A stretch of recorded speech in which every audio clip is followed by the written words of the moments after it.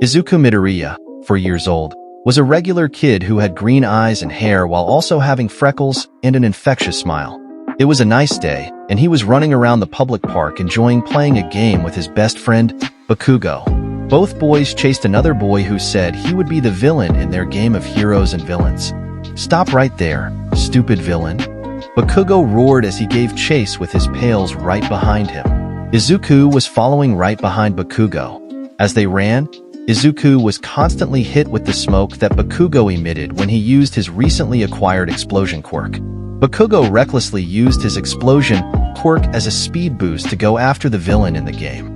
Meanwhile, Izuku ran as fast as his legs could take him since had yet to manifest his quirk, but he had an appointment with the quirk doctor tomorrow to find out what it was going to be, and his excitement was written all over his face as he chased after Bakugo. Everyone continued to chase after the other boy who dodged them by running around trees and other obstacles. But more explosions went off behind him, and Bakugo was closing the distance. Channeling his quirk, Bakugo made an even bigger explosion to launch himself at the boy, which let him tackle the boy and hold him to the floor. Laughs of victory came from Bakugo as he declared his victory with a big explosion and a shout. "Yo, I win. Don't move, villain, or you'll regret it." Bakugo shouted with vigor as he pinned the boy to the ground, making it clear he'd use an explosion at point-blank range if necessary. Izuku and everyone else ran over to the caught villain boy. As Izuku ran over, he congratulated Bakugo on his successful chase. "Yeah, you tell him, Kakin. When you grow up, you'll be the best hero ever." "Heck yeah, I will, Zuku. And once you get your quirk, we'll be the best heroes to ever live." Izuku and Bakugo were basically best friends since birth. After all, their mothers were longtime friends, so it made sense for their sons to be too. Both boys did everything together. Went to school together, did homework together, played all sorts of games together, and occasionally they fought each other since Bakugo recognized Izuku as a soon-to-be rival. As all the boys congratulated Bakugo on his successful takedown, Inko watched them from the top of a hill with a motherly grin. "Boys, lunch is ready, so come over and get some food." Inko yelled at the boys, who all collectively turned as if they were a hive mind, and they eagerly began to run over to get food. Mitsuki sat on a lawn chair while staring down at all the rambunctious boys with a sigh. She held a drink in her hand and sighed again at how physical the two childhood friends were as they pushed each other to get ahead of the other. "Damn, I didn't think Katsuki's quirk would be as explosive as his personality. Sorry if his aggressiveness is rubbing off on Izuku, Inko. I know Izuku's a kind boy, but with Katsuki around, he seems to be more physical with him. There's no need to apologize, Mitsuki. I am sure Izuku's good nature will rub off on Katsuki." Katsuki has even started acknowledging other people again after the initial shock from his quirk awakening wore off. "I sure fucking hope Izuku rubs off on him. I don't want to put out fires all the time." Mitsuki had a tired look. After all, she was tired of having to put out the small fires Bakugo started when he was playing with his quirk, and the boy even had the nerve to give her attitude for it. "Mitsuki, don't swear in front of the boys. If you do, there's no doubt in my mind that Katsuki will pick it up." As Izuku and Bakugo ran, they continued fighting to see who would get there first. They were shoving and pushing each other in an attempt to knock each other over, but no one fell, and Bakugo chose to use his quirk to give himself the advantage and accelerate himself. "Hey, no fair, Kakin. I don't have my quirk yet." Bakugo gloated with a grin as he proceeded to run faster than Izuku. "Can it, Zook? I win." "Hey, Auntie Inko, can I get my plate first?" Bakugo eagerly asked as he was ready to dive into the food.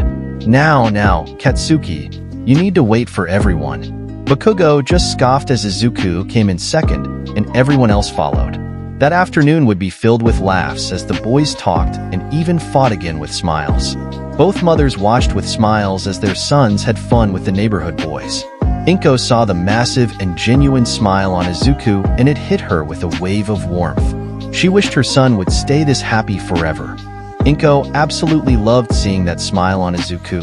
So, she reminded herself to try and let Izuku have the best life possible. The next day came quicker than the Midoriyas thought, and they were not wasting a second. Izuku and Inko were anxiously waiting in a doctor's office since they had their names called for the appointment back in the waiting room. Izuku had his quirk test completed by a nurse, so now he was waiting for the quirk test results to come back. And while he waited, Izuku was talking his mom's ear off with sentences that came out at a rapid speed, all of which were speculations on what kind of quirk he would get. Inko just smiled at her son as he talked and talked, hoping that he would get a quirk that would make him happy. I hope it's a fire quirk like Dad's, but a telekinetic quirk like yours would be so cool, Mom. I wonder if they combined. What if mine mutated?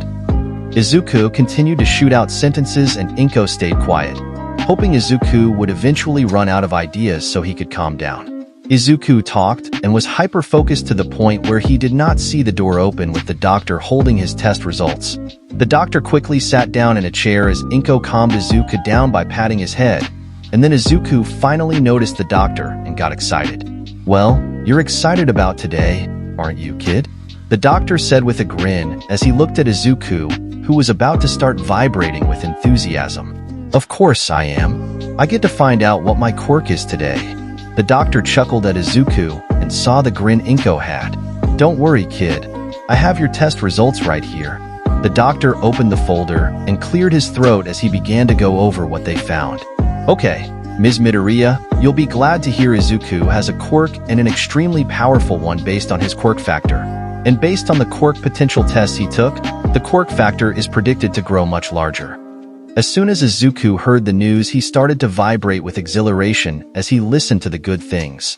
But then the doctor sighed and went further into detail. But the doctor grew a puzzled look as he looked over the results and Izuku noticed it. "But there is something weird." Both Inko and Izuku looked on curiously. "He has a powerful quirk, but we have no idea what it is or what it does other than consume the oxygen reserves in his body. Is that a bad thing, doctor?" Inko asked with concern as she looked at Izuku, who was growing anxious. But the doctor reversed the mood by growing a smile. "No, ma'am. It just means we'll have to wait for Izuku's quirk to show itself before we can gather more data. We know it is there, but we have no idea what it is, so we are forced to wait for his quirk to manifest. So, when his quirk does manifest, please bring him back so we can see if he needs anything to help him in his day-to-day life. That's all the information I have for you." Izuku was greatly relieved at the doctor's words. He had no idea what his quirk was, but that was exciting since it meant he would get to be the first one to experience it. Inko thanked the doctor and then left the office after filling out some paperwork while Izuku ran around and tried various methods to get a quirk to activate. On the car ride back home, Izuku was anxiously trying to activate something within him. He couldn't wait to see what his quirk was, but Inko had to put a stop to it before it got out of hand. Now, Izuku, don't practice in the car. We have to wait for your quirk to show itself.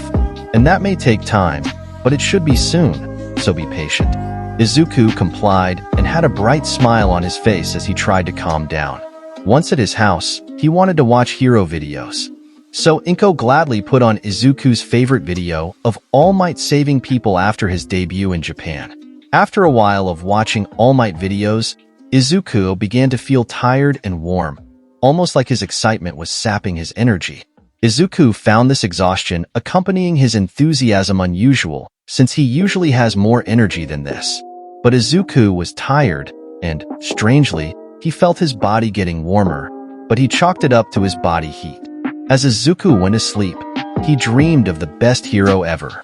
Unfortunately for Izuku and Inko, the dream quickly manifested into a nightmare and was accompanied by a lot of emotions, mainly ones of anger and sadness.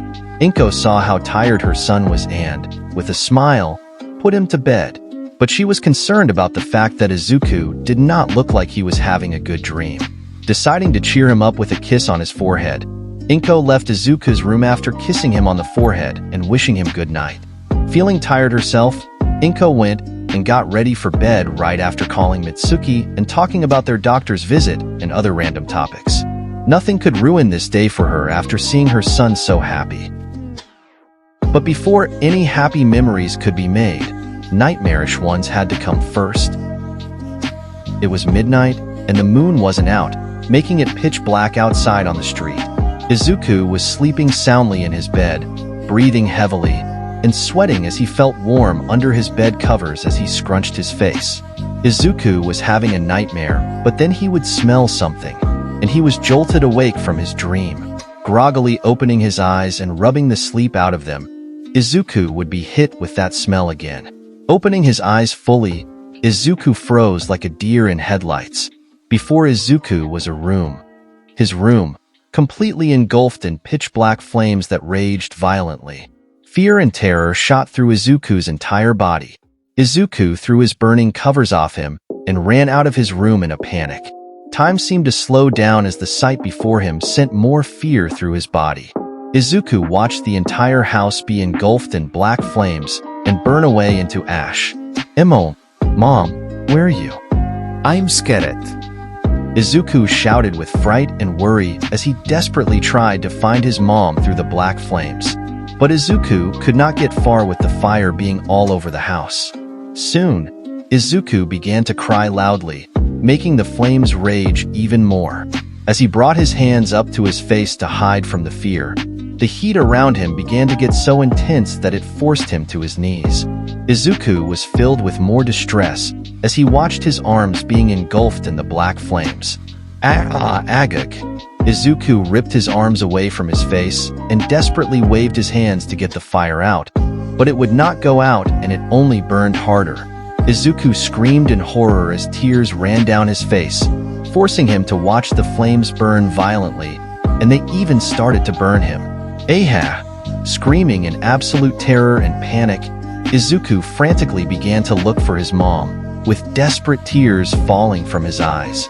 He ran to Inko's room and opened the burning door with a surprisingly strong slam that made the door fall off its hinges. Izuku entered the room with fear running through him, but he instantly froze and felt his body go cold as he stared at Inko. He saw his mom in her bed, afraid of the flames, with eyes full of panic and fear as she stared at the violent black flames. Inko quickly looked over to where her door was and saw Izuku with his arms on fire. Her face instantly had a look of horror as she stared at Izuku. Inko saw that Izuku was terrified, and she shot off her bed and grabbed the covers to put her son out, but then the house began to collapse at the worst time.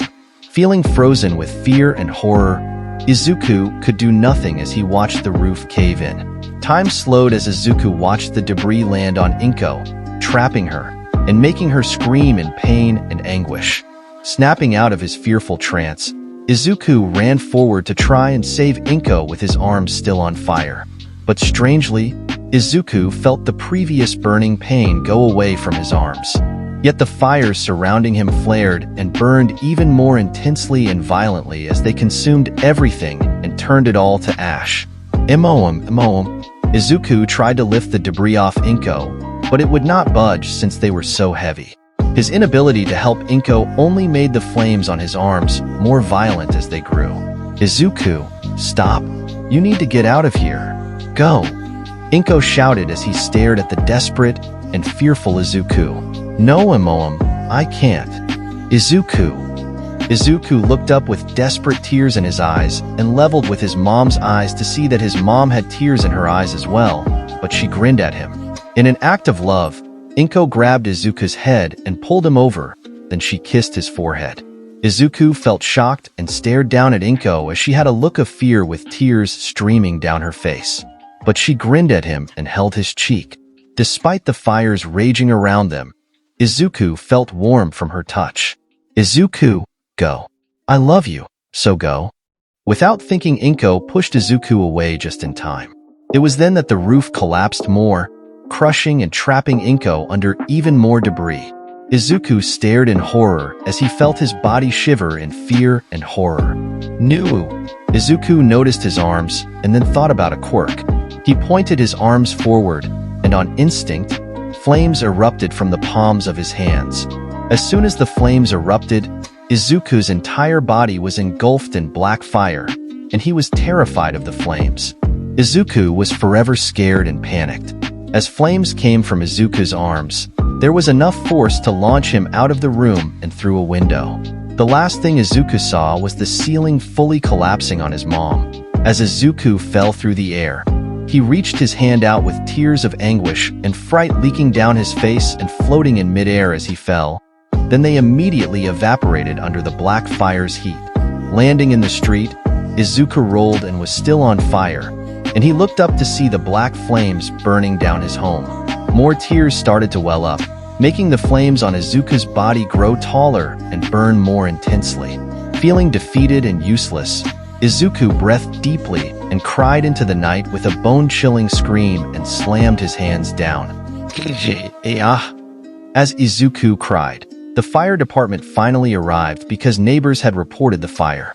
They would have gotten there sooner, but with the flames being black, it took a while for anyone to notice. When the firefighters arrived, their eyes went wide with horror to see a home burning down and a young boy crying while on fire in the middle of the street. They moved swiftly, got water, and quickly splashed it on Izuku. But the water immediately evaporated, and the fire did not go out. Izuku cried even louder with his hands covering his eyes as the flames around his body grew more intense. As smoke rose into the night sky, the firefighters grabbed their hoses and began attempting to put out the fire on the boy in the house, accompanied by Izuku's terror and pain-filled cries.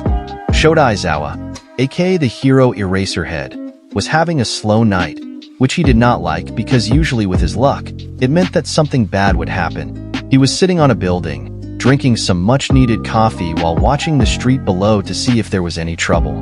But Aizawa's nose caught the faint whiff of smoke, which was unusual for the city. However, Aizawa chose to ignore it since it seemed far off. But then he smelt it again and it was stronger, but he saw nothing when he looked around. He didn't even see any light mixed with smoke that was typical of fires. Aizawa thought there was more to this, so he set down his coffee and began to follow the smell of smoke as fast as he could while jumping from rooftop to rooftop. Seeing that he was getting nowhere, he jumped down to the street. Aizawa began sprinting to catch up to the smell of smoke. As soon as he turned a corner, he was shocked by what he saw. Down the street was an apartment complex engulfed in black flames. Rushing over as fast as possible, Aizawa saw there were two teams of firefighters, one tending to the building to keep the fire from spreading further and the other tending to a screaming boy on fire. Feeling worried for the boy, Aizawa sprinted over to see if he could help. However, as Aizawa rushed over to aid, he noticed the boy wasn't being put out despite the firefighters using water, extinguishers, repellents, blankets, and everything else they had at their disposal.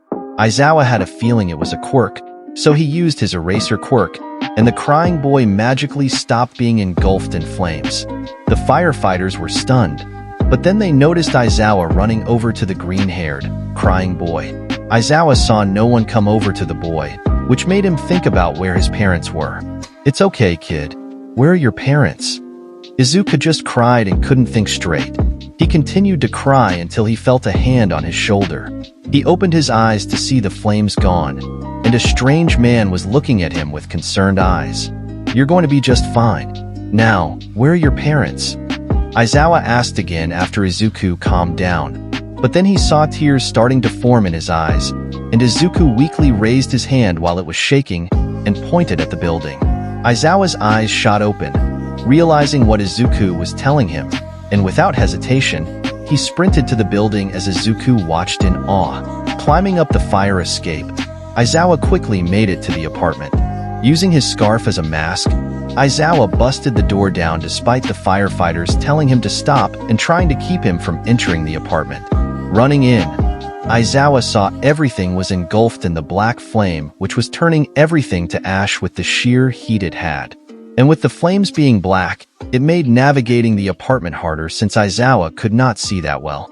But eventually, after searching and holding his breath again and again in the dry and hot air, Aizawa came across a pile of rubble. Aizawa rushed over to the rubble and removed pieces as quickly as he could, sensing that something was off about this pile. Once Aizawa got some debris off, he saw a woman's arm, but there was no life in it.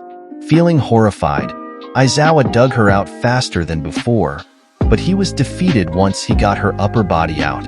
She was dead. She had been crushed to death.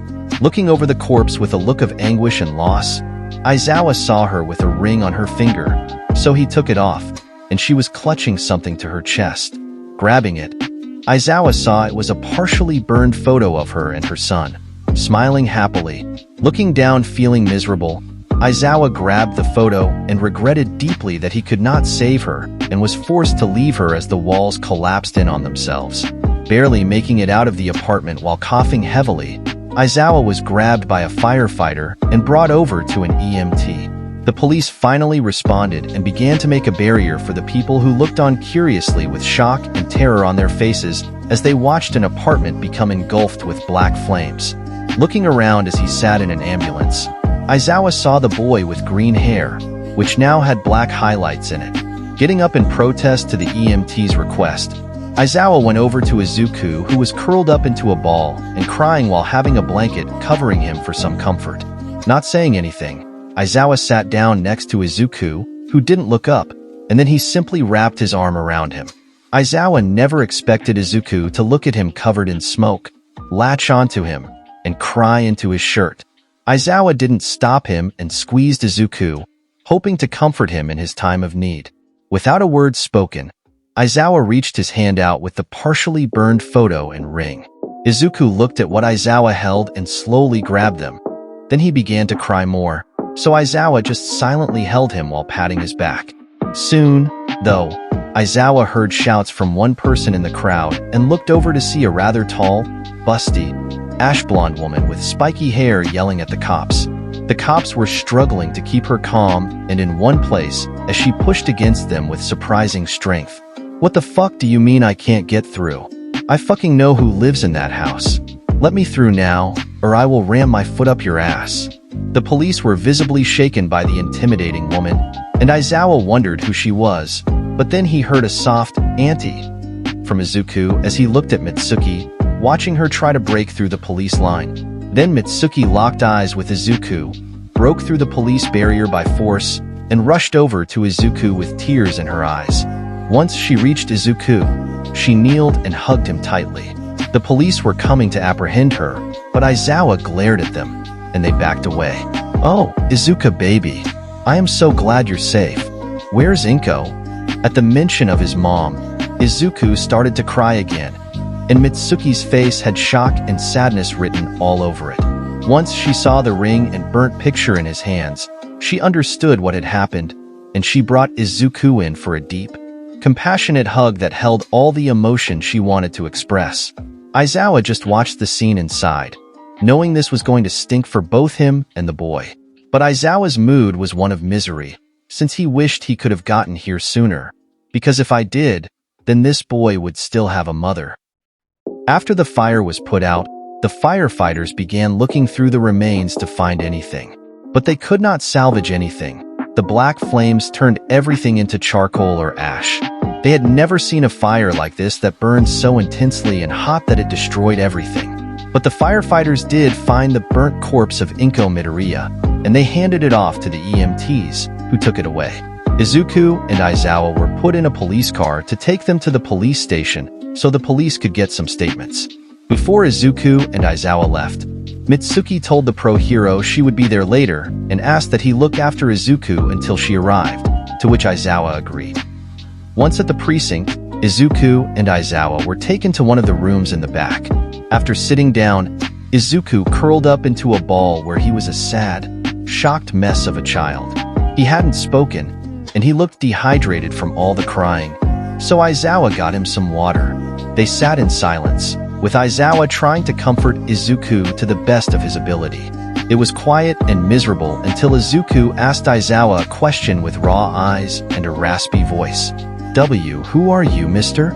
Aizawa looked down at Izuku with a sad expression. An answer immediately shot itself into Aizawa's head, but he didn't like the answer since it felt like a lie. "I'm a hero kid. My name is Eraserhead. Don't worry, you're safe now."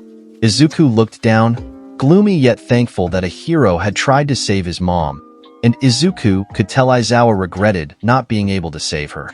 Then the door opened, and both boys looked up to see it was a detective who was carrying a folder. The detective went and sat down in the chair opposite to them and cleared his throat. "Hello, my name is Detective Naomesa. I hope you will allow me to ask some questions so I can collect a statement." Once Naomasa sat down and saw the depressed face of Izuku and the concerned one of Aizawa, they both shifted in their seats to show Naomasa that they were listening. Firstly, how did the fire start? Izuku flinched at that, and Aizawa answered for Izuku since he could see the depression grow. I believe his quirk did it. When I got to the scene, intense black flames engulfed the house and the boy, but he was unaffected by them. The firefighters tried to put him out, but the fire would not go out till I used my quirk on him. Aizawa finished and saw how young Izuku was, and decided to add more to his explanation. Judging by his reaction, this must be his first time using his quirk, and given the time, it most likely happened as he slept. Naomasa wrote down the information on a paper and hesitated as he prepared to ask his next question. I see. Then was this a conscious decision, or was it accidental? Aizawa froze at the question since he did not know how to answer that. I can't answer that, Aizawa said, looking down with remorse. Naomasa really did not want to ask a child these questions, but considering his job, he had to know, that way he could help. Steeling himself and pushing his guilt off to the side, Naomasa looked at Izuku with soft eyes. It's okay, kid. We just want to know. Nothing bad will happen. So please can you help us? Izuku sat there in silence, looking down, clearly bothered and depressed. But then both adults heard Izuku's sobs start as tears began to surface again, and he used his hands to hide his face. And through his sobs, Izuku talked with a drained voice. It was all my fault. My quirk killed my mom. I hate my quirk. Izuku was full-blown crying again, and Aizawa tried his best to comfort Izuku by rubbing his back. But since he did not have experience with emotional support, Aizawa didn't really know how to comfort a kid who had just watched his mom die. But it was even sadder for Aizawa than anyone knew. He hated seeing someone detest a part of themselves, and it hurt more to see a child, who would normally love their quirk and accept it, outright hate it. It pained Aizawa to know this child would probably grow up hating himself and avoiding other people out of fear of hurting others or doing something bad. Unfortunately, Aizawa wouldn't get to think about it more since Mitsuki, Masaru, and Katsuki would burst into the room as they pushed the police officer who guided them to the side. The parents rushed over to Izuku and hugged him deeply, while Katsuki looked sad and broken while staring at the wall. Mitsuki softly yet tenderly hugged Izuku. Oh, Izuku, we're so glad you're okay. These men didn't do anything to you, did they? Because if they did, I will personally kick their asses. Mitsuki made a fist at Naomasa, who was shocked to hear that she wasn't lying. But Masaru calmed her down. Mitsuki, now is not the time for this. We need to get everything sorted out and be here for Izuku. Right, sorry. So tell us what happened. All the Bakugos looked at Naomasa, who had a quirked eyebrow in confusion at them. Sorry, I can't disclose any information to people not related to this. Naomasa prepared to have them escorted out, but Aizawa covered for them. Actually, they are related. I heard Izuku call her auntie, and they look to be quite close. Naomasa quirked an eyebrow and looked at Mitsuki for an explanation. We're longtime family friends. I knew his mom for many years. Izuku is practically my son at this point. So please tell us what happened. Naomasa huffed in frustration, but then steeled himself for the bombshell that he was about to drop. He motioned for the family to take a seat in the remaining chairs as he prepared to tell them what happened. In the middle of the night, a fire broke out at the Midoriya residence. The flames were black and extremely intense, which made identifying the fire difficult. Thankfully, firefighters were able to put the flames in the house out before they could spread to other apartments. But the question of how they started was just answered. Izuku's quirk had manifested itself and started the fire while he slept. He didn't want to start the fire. It just happened. All the Bakugos looked at Izuku, who just started to cry again while sinking into the chair and trying to hide. Aizawa sat there and patted Izuku's shoulder. The Bakugos did not know what to do. No one made a move as they watched Izuku cry and try to hide. But then Mitsuki walked over to the crying Izuku and held his hands as he tried to pull them away. No, go away, auntie. I don't want to hurt you either. Izuku desperately said as tears fell from his eyes. Mitsuki ignored his pleas and just held his hands while softly smiling at Izuku, Then she continued while getting closer to Izuku. I know you won't hurt me, Izuku. You're a kind soul with a bright smile, so I know you don't want to hurt me. Mitsuki then brought Izuku into a hug, and Izuku was crying into her as he wrapped his arms around her and cried into her shoulder. Then Masaru came over and patted Izuku's head and back while Katsuki just stared at the ground, not talking after realizing Izuku did this. Izuku calmed down slightly, and then Mitsuki stopped her hug and looked at Naomasa, while rubbing Izuku's back and handing him off to Masaru. What will happen to Izuku after all this? Naomasa looked at his case folder and debated telling her, but he figured there was no harm in it. He'll probably go live with a family member if we can get in contact with him, like his father. Mitsuki winced slightly at that, which did not go unnoticed by Aizawa and Naomasa. So she turned to Izuku. Izuka, baby, can you and Katsuki go wait outside while I and Masaru talk to the officer for a bit? Izuku nodded while getting up to leave, and Katsuki silently stood up and walked over to Izuku, then grabbed his hand and left the room while staring at the ground. Mitsuki was thankful that Katsuki was coherent enough to help, so she focused back on Naomasa. An officer went with the boys to the break area to give the boys some donuts they had left over. Now that the boys are gone, let's talk about Izuku's living situation. I don't think giving him to his father is a great idea. Mitsuki started while Naomasa looked at her quizzically and used his quirk to get answers that were truthful while also writing them down on paper. Why is that? Well, Izuku's father abandoned Inko and Izuku when he was just a baby. Inko just told Izuku he was working abroad in America to not stress him out, but it was a lie. I'm sure you can find court documents proving he relinquished parental control of Izuku. Naomasa nodded in understanding and wrote down the information, and Aizawa listened to the conversation with interest. If he needed to, he would make Izuku an offer to come live with him. No one deserved to not have any parents to help them grow up, which is why he was so kind to those less fortunate. So, Masaru and I are offering for Izuku to come and stay with us instead of being in foster care or some adoption program. Naomasa did think about this, while Mitsuki waited for their answer. Well, the boy does trust you, and he knows you well enough to call you Annie. But it would be a bit more complicated than just letting him go with you since you are not family. If you want to take him, then you would need to file yourselves for foster care while we register Izuku for foster care. Then we can recommend that Izuku stay with you while he participates in the program. If we start immediately, the station can rush the documents into their system to speed up the process, but you must commit to taking Izuku in. We'll do it. Both parents stated this at the same time, without hesitation. They would never let Izuku feel this horrible again, and foster care would probably make that worse. Alright, I'll call in our station lawyer. You can trust them to help speed up this process. I will also get in contact with the foster program workers to begin registering Izuku. Also, I am not a doctor, but the station EMT recommends some therapy for Izuku. There is no doubt in my mind that he is traumatized by this. We can recommend a child psychologist or therapist for him if you want. Masaru took notes on their options and Mitsuki listened carefully. Thank you for your help, officer. But when will we be able to take Izuku home with us tonight? Since there is currently no one for him to stay with, we have no choice but to let you have him for 24 hours. By that time, though, the legal stuff about foster care should have been dealt with, so you should be able to keep him. But we'll keep you informed of the situation as it progresses. The parents thanked Naomasa, and they left to get Izuku and Katsuki. Both boys stayed silent, which worried the parents since Katsuki was usually a loud kid. After collecting the boys, they left the precinct to go to the Bakugo residence, and Naomasa was still in the room with Aizawa. Well, this is a shitty situation. Naomasa spoke to ease the tension. I can't imagine how that boy must feel right now, Aizawa said in response. Yeah, I don't think anyone can. I know he did not mean to kill his mother with his quirk, and I don't blame him for anything. But kids won't see it that way, and he certainly doesn't see it that way. The guilt will tear him apart. There must be something we can do about this. Little kids are ruthless when it comes to this kind of stuff.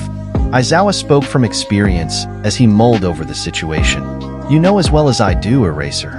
All we can do is provide technical and legal support. Emotional therapy and comfort aren't what we do, even if it feels like the completely wrong move to make. I should give them my number so they can call me to support him. I can help the kid deal with this since I was there, so I can at least offer some closure. Maybe, but they may not take it since they all seem depressed. I hate to do this, but I have to go and deal with other work. Good night and good luck, Eraser.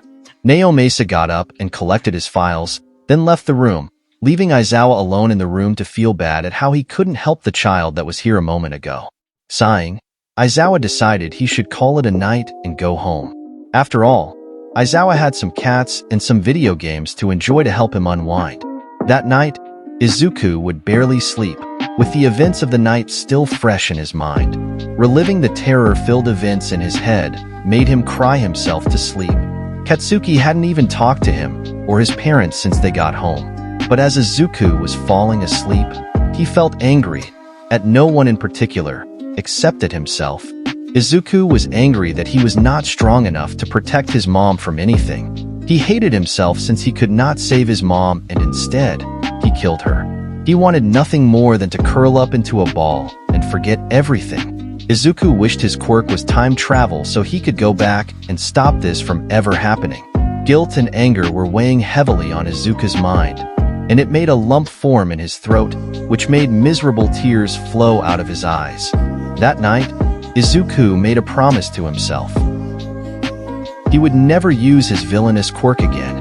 The next day, Izuku woke up feeling numb. It was almost like he didn't know how to feel anything. After all, Izuku had no idea what to feel. He had killed his mom. Mitsuki came into the room and saw Izuku's depressed face, and her heart ached at the sight since she knew Izuku was such a happy child. Inko's tragic death affected Izuku greatly, more so since it was his quirk manifesting that made it happen. So Mitsuki needed to get Izuku in touch with a therapist as soon as possible before it got worse. After packing a new bag of schoolwork and supplies for Izuku and grabbing some of Katsuki's clothes for him to wear, Mitsuki regrettably had to send Izuku off to school. As Izuku and Katsuki left, she called the foster care office, a therapist, and the police, along with a quirk doctor, to get him an appointment.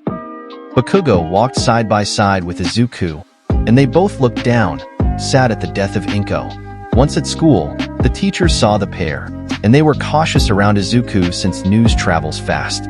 Both boys ignored the teachers and went to the class and sat down in their seats. Izuku tried his best to hide from the several gazes landing on him, but he was not very good at it. Bakugo took notice of the many looks Izuku got, but said nothing to him, and just sat there beside Izuku while looking down in sadness. Soon, though, other kids came in, and their voices stopped when they saw Izuku. Bakugo could easily see what they were thinking. Look, it's the villain. After that, all the kids silently took their seats, and a teacher came in to begin the day for them. A few hours later, it was lunch, and Izuku chose to just sit at his seat and eat slowly and silently without showing any emotion. Bakugo sat next to him and did the same thing, despite being offered to join the other kids at their tables. But Bakugo didn't go and instead wanted to stay with Izuku. Bakugo may have been loud and rude, but he wasn't dense, so when he saw Izuku hurt, he thought it best to stay there, even if he had no idea why he chose to stay. However, Bakugo felt that he had made the right choice to stick close to his best friend. And when his loyalty was questioned, Bakugo found an answer to that as a group of boys came over to where they were sitting. "Hey, Bakugo, why don't you come and sit with us, away from the villain?" Those words got a visible reaction out of Izuku, and he tried to breathe deeply and not react to being called a villain. Yet, as hard as he tried, the cracks in Izuku's mental armor were showing. Bakugo stopped eating as the boys continued to throw insults at Izuku. "Why are you even sitting next to Bakugo? You're a villain, and he's a hero. Heroes don't talk to villains. Heroes save people while villains kill people." Izuku was now starting to tear up at being called a villain, all because of his quirk and what happened last night. His fists were shaking in rage at himself, and at how they were probably right. But then something amazing happened. A loud explosion rang out through the class, getting everyone's attention. They all looked up to see Bakugo seething in anger with many explosions going off in his hands. He was standing on the table, looking down at the boys with a glare. "Shut up. Zuku is not a villain." Bakugo had clearly intimidated the boys, and he felt he needed to make a point, so he continued. Izuku has done nothing wrong. You're the wrong one. Stupid extras. The Zuku I know would never kill another person. So shut up. The boys were taken aback by Bakugo's brashness, but now they were angry, and now their anger was directed at Bakugo, who got down to their level. Why are you defending the villain? He burned his house down and killed his mom, and he'll probably kill the rest of us. I said, shut up. Bakugo, thinking off of anger, punched the other boy in the gut and used his quirk to add power to the punch. The boy fell back, and Bakugo got into a fight with the others in the middle of the classroom. As Bakugo fought with 4 boys, the teachers had to break up the fight, while Izuku sat with tears in his eyes, watching the whole thing. Kaken doesn't think I'm a villain, but I am. So why do I feel so relieved? I should be angry at myself. He should despise me. Kaken should have no reason to want to interact with me. Izuku didn't know how to feel about the situation and just curled into a ball, hiding his face while Bakugo beat up the other kids while getting his own beating.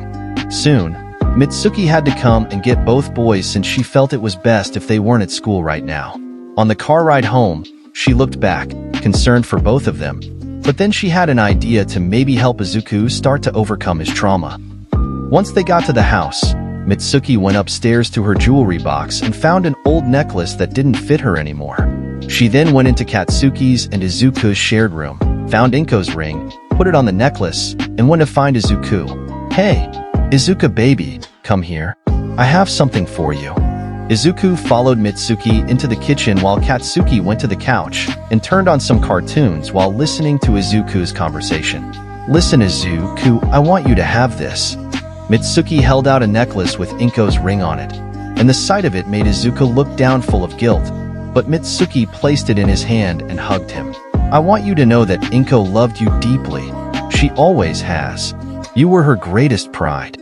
And I know she would want you to have a piece of her with you wherever you go so that you don't forget that love.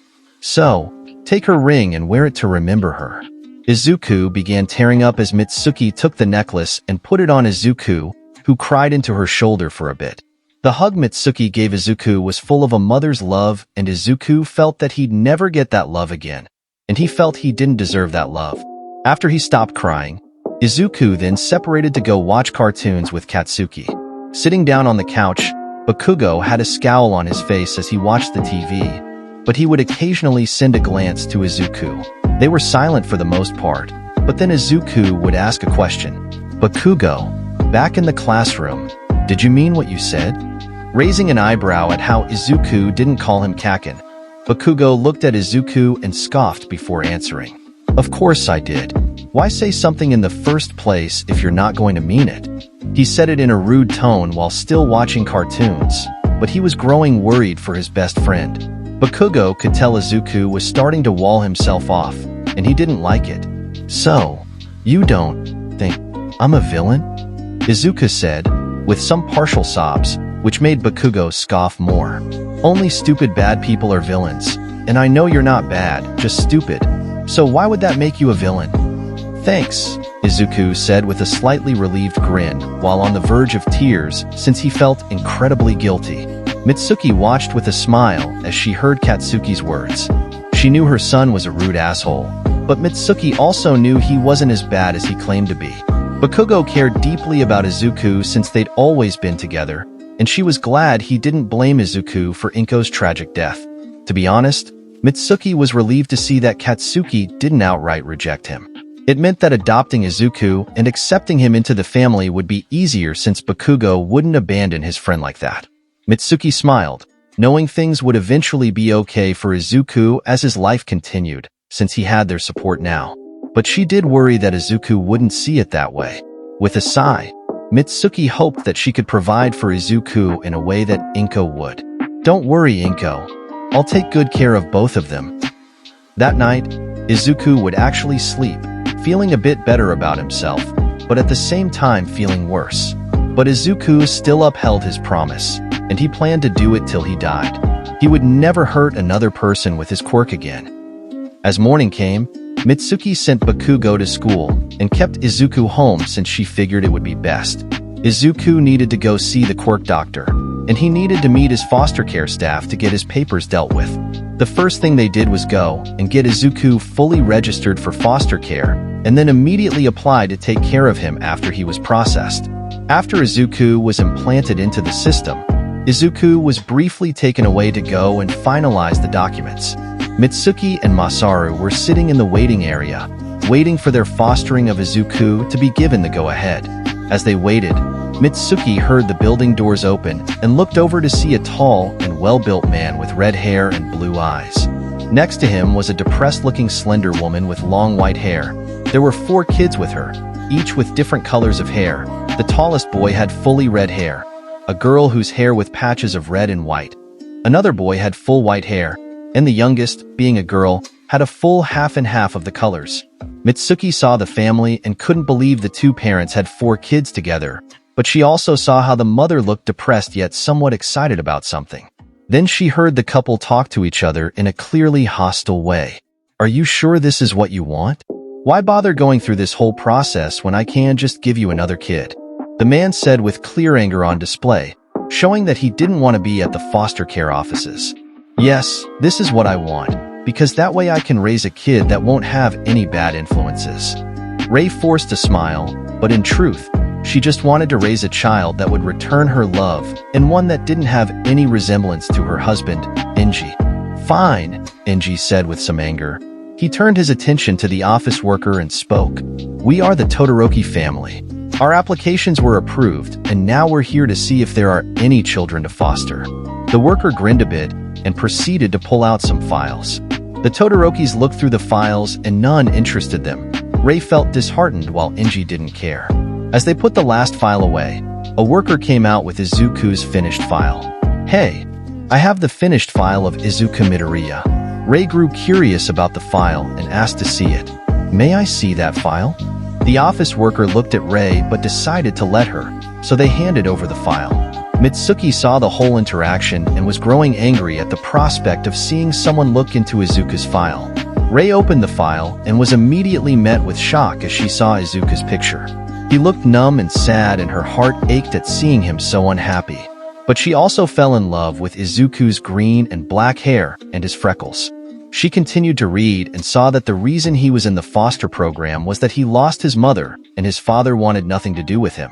Sympathy and pity welled up from Ray, and she felt sorry for Izuku. Then she saw the one thing that let her make a decision. Izuku's quirk was listed as an unnamed fire quirk. Immediately, Ray knew she wanted Izuku, so she smiled and looked at the workers. "Can we foster Izuku?" Both workers froze and stared at Ray, who was hopeful that she could raise Izuku. Enji froze too and looked at the file Ray held and didn't know what she was thinking by trying to foster a kid that looked that emotionally numb. Mitsuki was speechless and felt her blood boil as a family tried to steal her nephew from her. Masaru was holding Mitsuki back as she tried to go and explode her frustration on them. Luckily, a worker got a notification from the police. "Oh, I'm sorry, but it looks like the police recommended that Izuku be placed with another family. I can see what other files there are and show them to you if you'd like." Ray's face visibly shook and got gloomy as she realized she couldn't raise Izuku. Her spirits were down again, and Mitsuki saw as she formed a pained expression. "And no, that's fine. I think we looked long enough today. We should go home." Ray's shoulders slumped as she turned around to leave. Her kids followed suit, and Enji stared at her with confusion but followed anyway. Mitsuki was shocked as the family just left after they tried to foster Izuku. She didn't know what to think since they appeared like nice people. Well, the mother at least. A small feeling of pity entered Mitsuki, and she hoped that the mother would find what she was looking for at some point. But Mitsuki knew that she would never forget the name Todoroki for as long as she lived. After the family left, Izuku was brought out and the rest of the foster documents were filled out. Now Izuku was officially being fostered by the Bakugos, and Mitsuki felt some relief in knowing that Izuku would be in her care. After that, they all went to the police station and gave their statements, and the case about the house fire was closed. Naomasa gave them the contact information for the therapist he talked about, while also saying how glad he is that Izuku is doing fine, even if he doesn't smile. Later, Mitsuki, Masaru, and Izuku went to the quirk doctor, and Mitsuki told the doctor that Izuku had been down about his quirk and not to look too much into it. The doctor understood and did the tests, then came back with the results. Okay, Mrs. Bakugo. Izuku here has fully developed his quirk, and it is an emitter fire type. The fuel for his flames comes from the oxygen in his blood, and the results show that his oxygen usage is incredibly efficient. But if he uses too much oxygen, then he runs the risk of getting brain damage and suffering from hypoxia from a lack of oxygen in the blood and brain.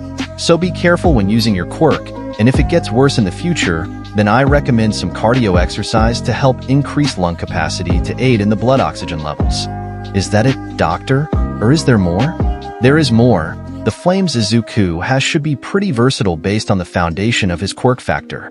If family history is taken into account, then Izuku should have some pretty advanced pyromancy skills. But without actually observing the quirk in action, all we can do is speculate on his abilities and latent potential. Mitsuki nodded at the doctor while glancing at Izuku and wondering just how powerful he could be once he matures. I see. Thank you, doctor. Is there anything else? The doctor nodded and opened up a registry database on his computer. Yes, there is one last thing. Izuku needs to name his quirk so we can add it to the quirk registry. Oh right, I forgot. So Izuku, do you have a name in mind? They all looked down at the depressed boy as he thought about his quirk name for a moment. Izuku had no idea what to call his quirk, and his emotions were numbing as they all spoke to him. But the rage Izuku felt at himself persisted, and he used that to think.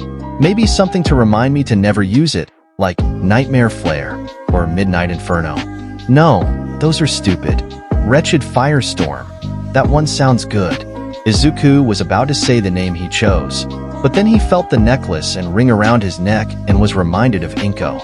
Freezing in place, Izuku thought about Inko's wide smile and all the time she hugged him. Small tears started to form in Izuku's eyes as he remembered Inko. But Inko's memory gave Izuku the answer to a problem he had. Steeling himself, Izuku breathed deeply, knowing that Inko would not want him to ruin his life like that. So Izuku stuck to something basic to honor her late and never-spoken request. Izuku looked up at all the adults with a small tear in his eye, hardened his expression, and told them the name he had in mind. I'll call my quirk Black Blaze,